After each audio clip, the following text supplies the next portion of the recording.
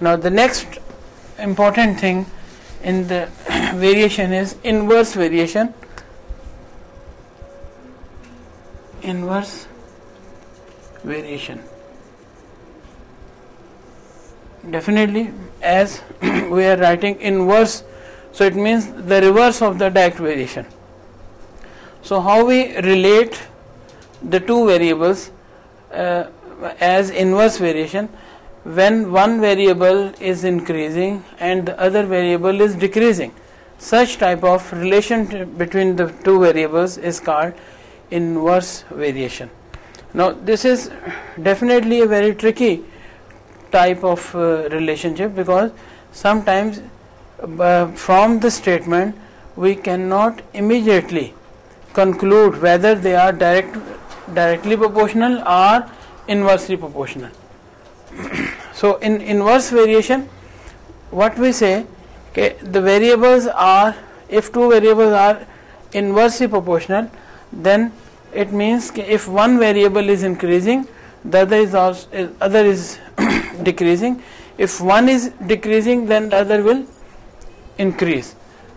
Now what type of problems you can from what sort of problems you can conclude the inverse variation between the variable? Look at a very interesting example: speed and time.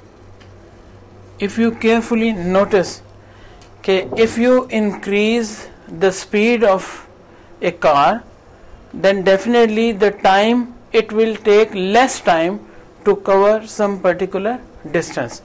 For example, from Lahore to Rawalpindi, if a person is traveling a distance of 300 kilometer, and if the speed of the car is 60 kilometers per hour, then it will cover this distance in 5 hours. If he increases the speed by 40 kilometers and the speed now becomes 100 kilometers per hour, then definitely it will take only 3 hours to cover this distance. So you can see that when the speed is increasing, the time decreasing. For 60 kilometers, time is 5 hours. For 100 kilometers, time is 3 hours. If speed becomes 150 kilometers per hour, it will take only 2 hours. And similarly, if the speed of the car decreases such that the speed is 30 kilometers per hour, then it will take 10 hours to reach this, to cover this distance. So you can see, okay, when the speed is decreasing, time increasing. Now if we look at the relationship, for example, if this speed is s and time taken by the car is t, then what is the relation? If there is a constant relation between these two variables, look, what is that constant relationship? If I divide s with t, I am not getting a constant number. For example, 60 divided by 5 is 12, 100 divided by 3 is 33.3, 150 divided by 2 is 75. It means this relation is not a direct relationship. It means these variables, they are not directly proportional. So now what I do,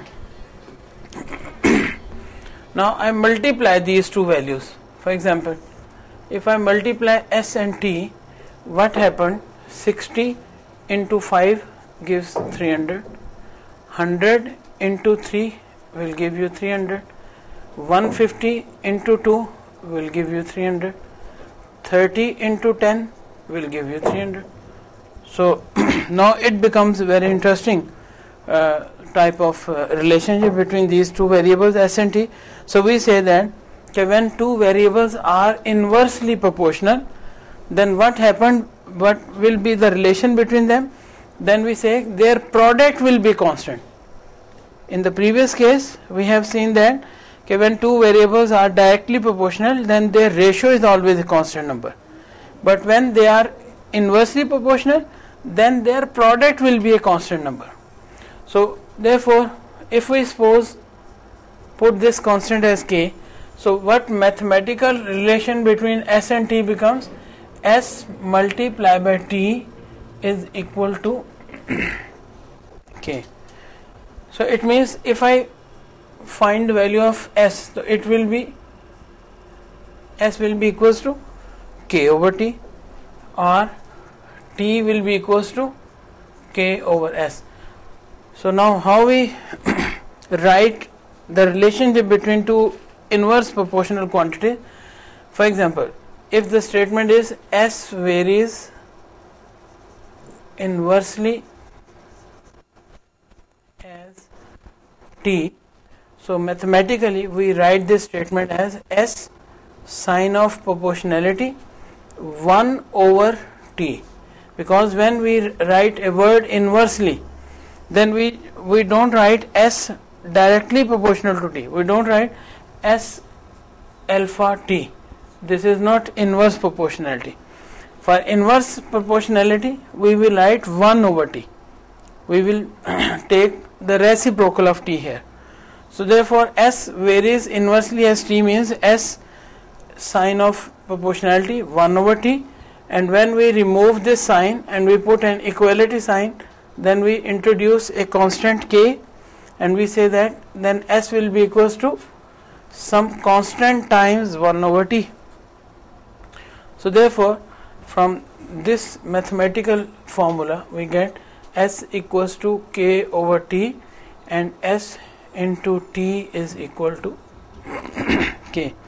So therefore, in mathematical, different types of mathematical equations, we can very easily differentiate the direct variation between two variables and inverse variation between two variables. For example, if I write different equation, x is equals to 5u, y is equals to 3 over 5w, u is equals to 5 over v, s is equals to 6 over w.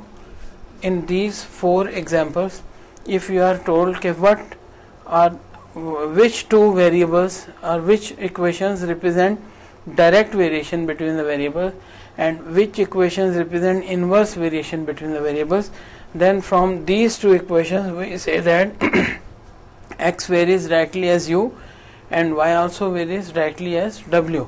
Whereas in these two equations, because u is equals to 5 over v, so it means u times v is equal to 5. So what this shows, u and v, they are inversely proportional, because when the variables, their product gives you a constant number, then the relationship between them is inverse relationship. Similarly, s into w is also equals to 6. So these two equations represent inverse variation. Now how we differentiate? Definitely I have told you, when two variables are inversely proportional, what happened?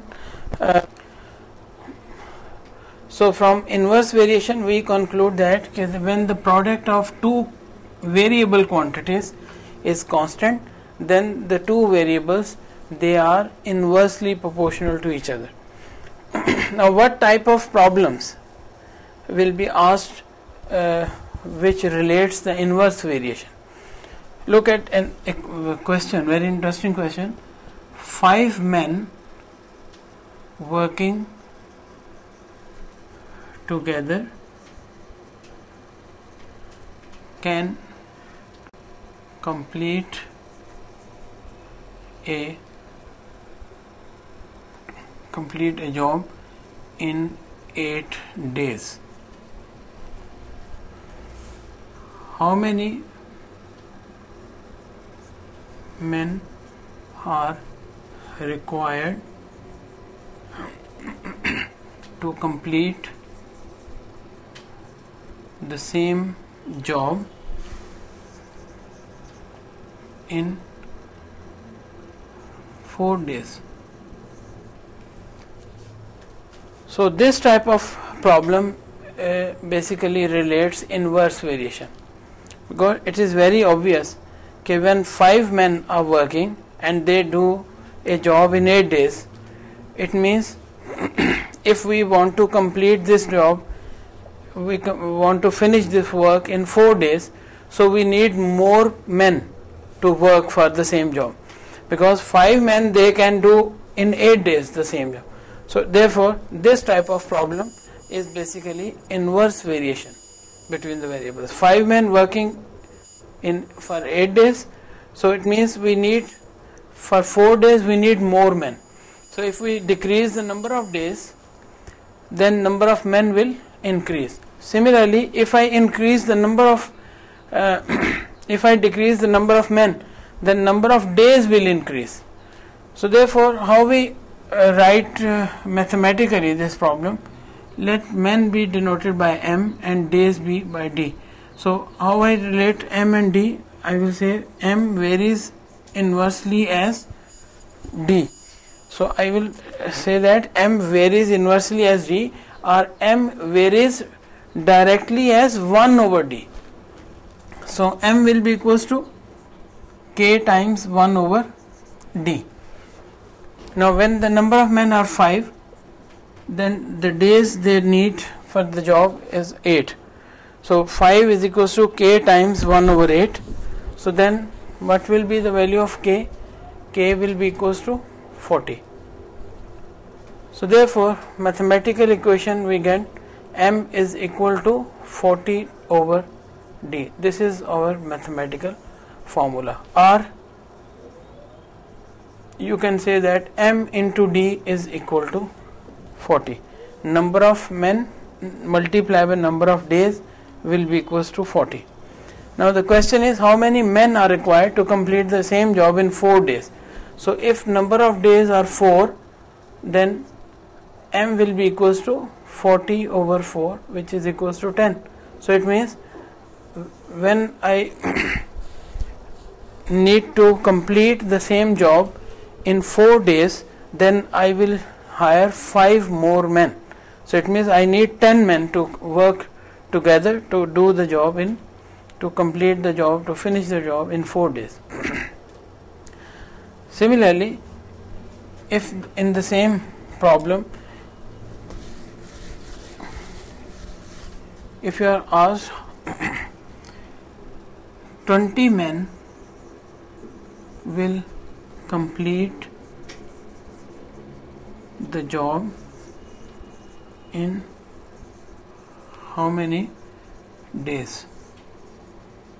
This is the second part of this question. Again, the formula is M times D is equals to 40. So if we put 20 in place of M and D is unknown, then D will be equals to 2. It means if I employ 20 men to complete the same job, so then definitely those 20 men will finish the job in only 2 days, because number of working of men is increasing, so number of days will decrease. So these type of problems are basically the problems of inverse variation. Look at another example. So I have already given you an example of speed and time. So speed and time, they are inversely proportional, because you have learned this relationship, speed is equal to distance over time. So what this shows, this equation shows that S and T, they are inversely proportional, because S multiplied by T will give you the distance. So therefore whenever two variables are multiplying, and if the result is a constant number, then we say these variables are inversely proportional to each other. Look at another example. 200 scouts are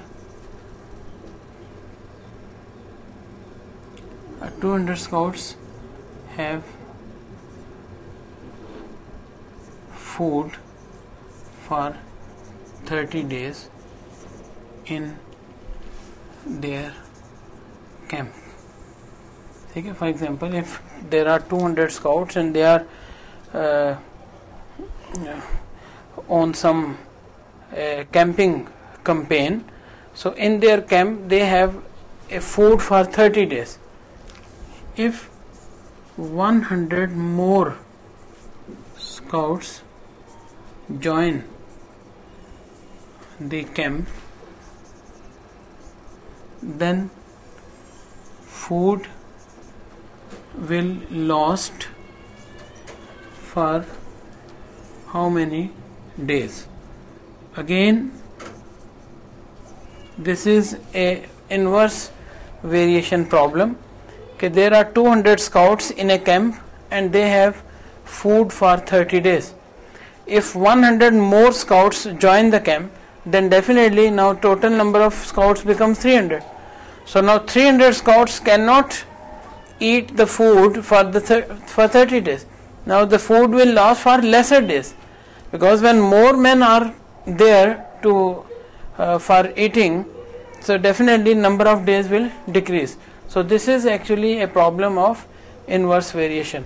So again we can do this problem mathematically. Okay, number of scouts, if I represent by S and days by D, then number of scouts are inversely proportional with the 1 over D. So S will be equals to K times 1 over D. When scouts are 200, they have a food in their camp for 30 days. So then what will be the value of K? K will be equals to 200 into 30. So it is 6000. So our formula becomes S is equal to 6000 over D. This is our formula. Now when 100 more scouts join the camp, so it means now number of scouts will be 200 plus 100, not 100. If you just substitute 100 here, then you will get wrong answer, because in the statement it says if 100 more scouts join the camp, so it means now number of scouts becomes 300 actually. Now for 300 scouts, how many days the food will lost? So what we do, 300 is equal to 6000 over D, and then D will be equals to 6000 over 300. So 20. So the answer is 20 days. So it means if 100 more scouts join the camp, then the food for all 300 scouts will lost only for 20 days.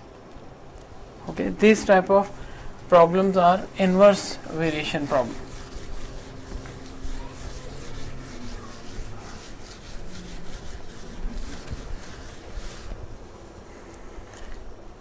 Similarly, we can solve some other problems which are giving us the relationship between inverse variation. For example, 4 water pipes can fill a pool in 2 hours.